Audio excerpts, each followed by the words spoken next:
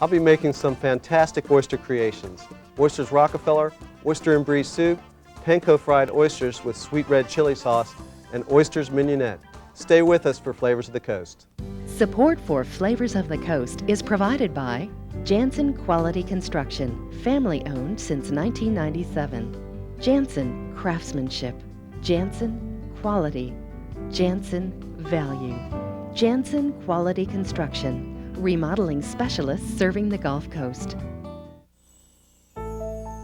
The Canandaigua Wine Company, introducing fine wines from Covey Run and Columbia. Canandaigua, quality wines for the enjoyment of everyday life.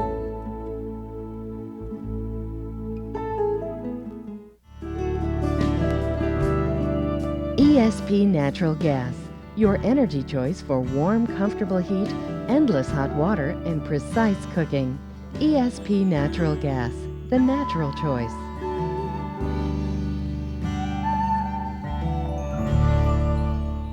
And by Kesco, your restaurant equipment source in Northwest Florida for more than 20 years, providing cooking and refrigeration equipment as well as design, layout, delivery, and installation services.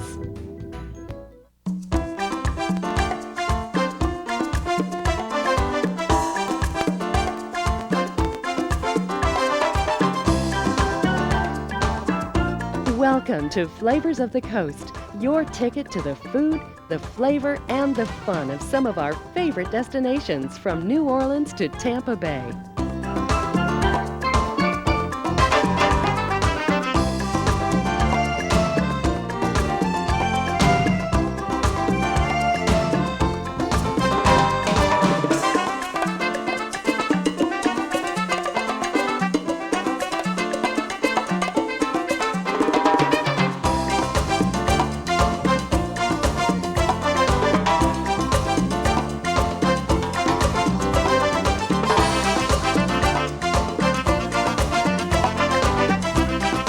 And now, here's award-winning Executive Chef Irv Miller.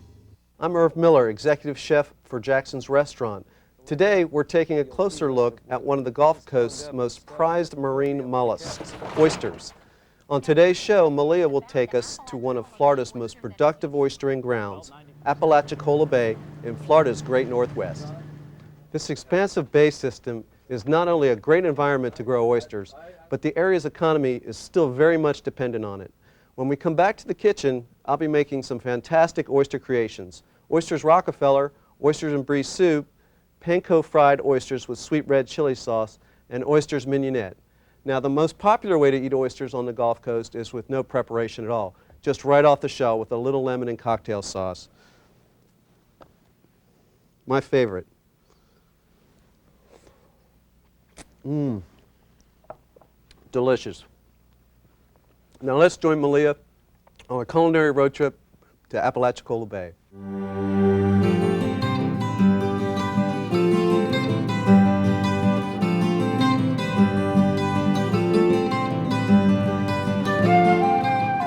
We're joining you today from a real pearl off of Florida's Forgotten Coast, Apalachicola.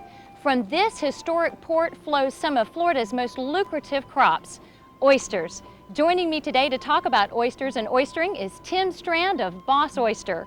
Thanks, Tim, for inviting us to the marina today. Thanks for coming.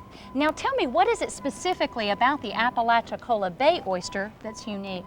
Well, 90% of Florida's oysters come out of our bay. That's a lot. That is a lot.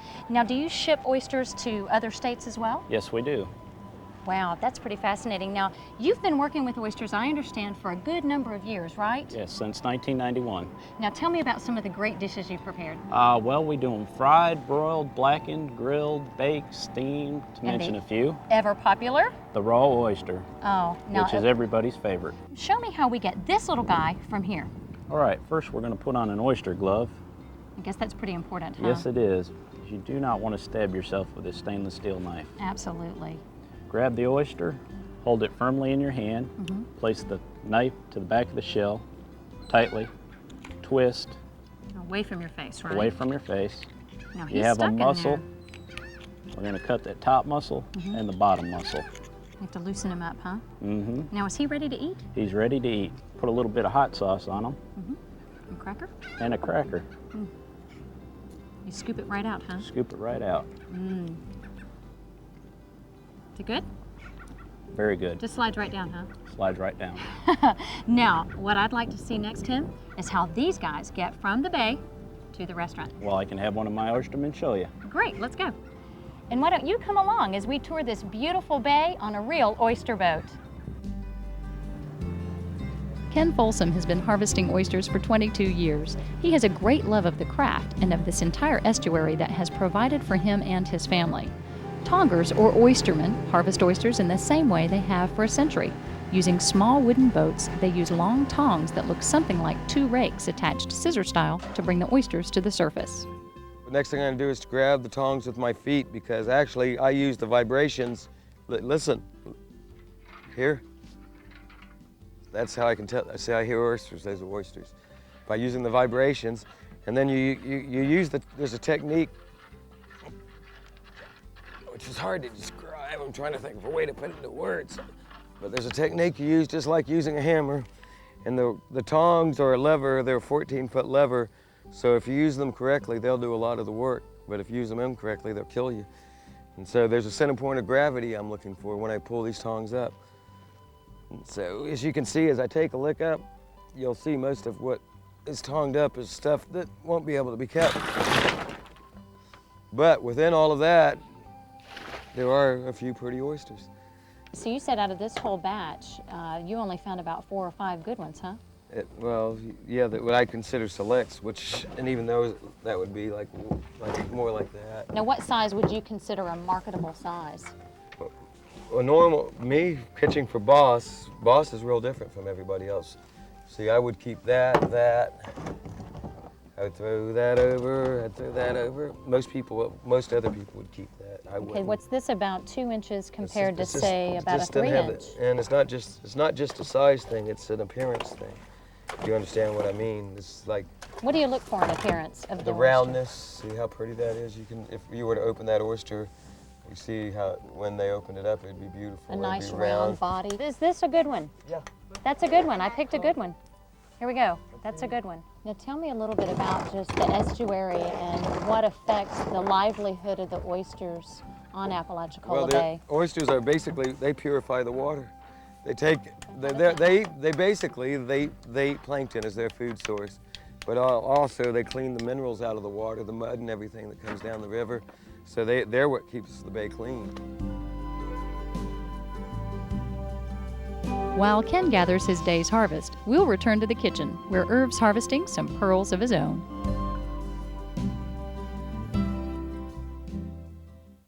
Thanks, Melia. I want to get started on my favorite dish here today, which is the oyster and brie soup. Get this starting right here. Turn the flame on. And I'm going to start out with adding a little bit of butter, and I'm going to add some flour, and we're going to make a roux.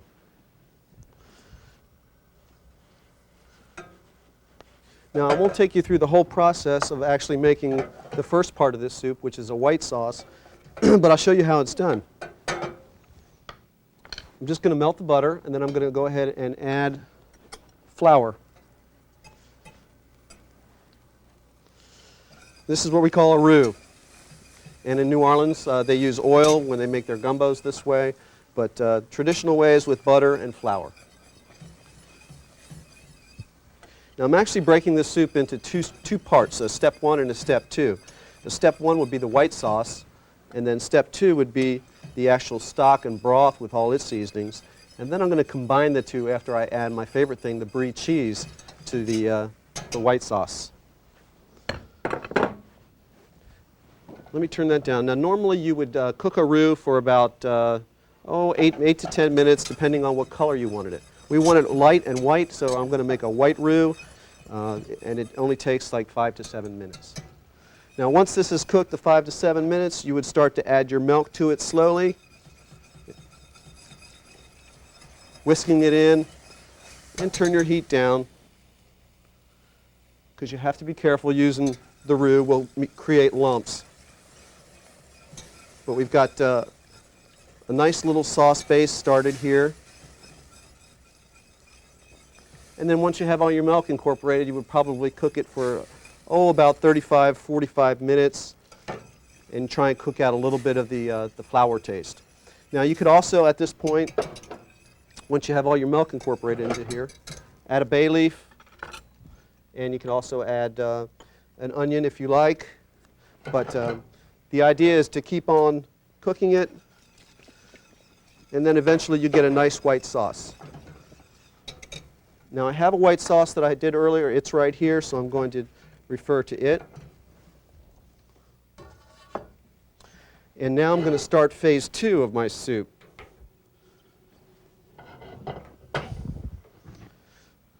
Okay, phase 2 or step 2 would be add some bacon.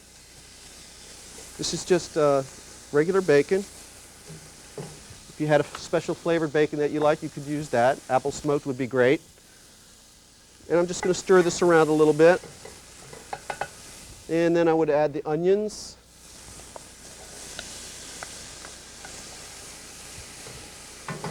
And while I'm doing that, and letting this cook a little bit, I'm going to go ahead and add my brie cheese to the soup.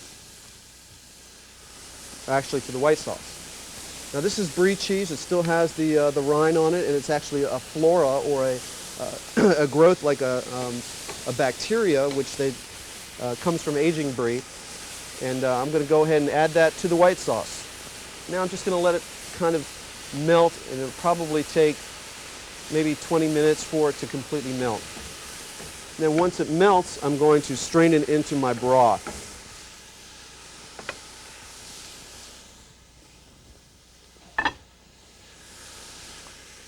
Now once your onions are cooked, you could add your celery. And cook all this for another couple minutes till it gets tender. And then I'm going to add a little bit of garlic.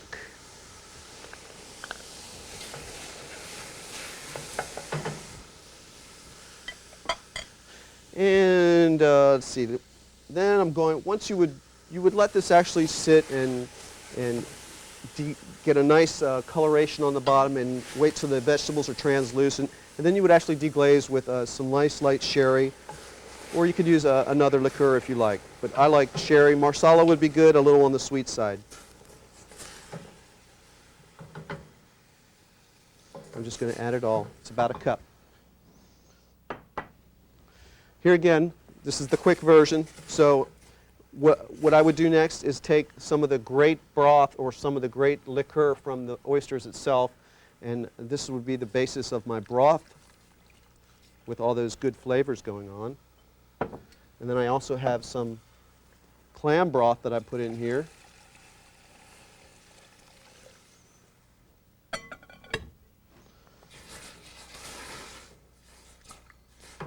Does it smell good? And I'm just going to move this.